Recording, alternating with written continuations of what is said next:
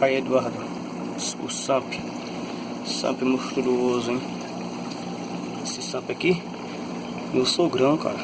Sogrão correria mesmo, ó. Tubulação, não resiste aqui, ó.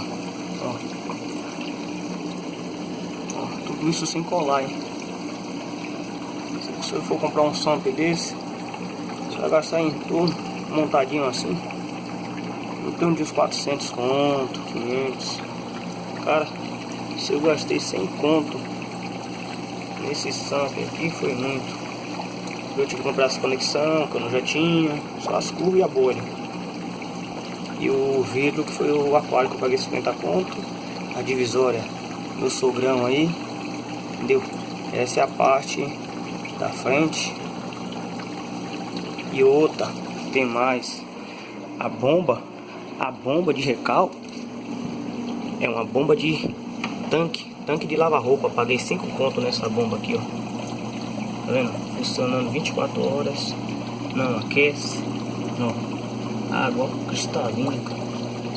Totalmente cristalina. Olha que beleza. Olha que lindo.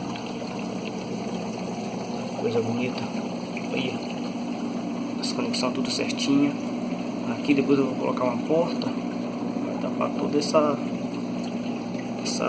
passagem aqui, esse Samp. Agora veja a saída da água para você dar uma olhada lá em cima. Aí, olha a pressão que a água tá saindo aqui, cara. Que beleza. Oxigenação pro peixe 100%. Entendeu? Olha que beleza.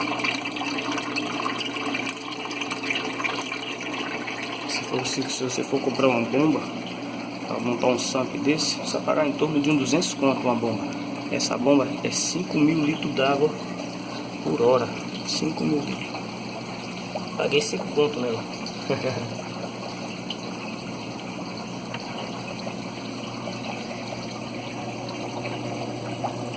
Ali tem um termostato dentro do Samp.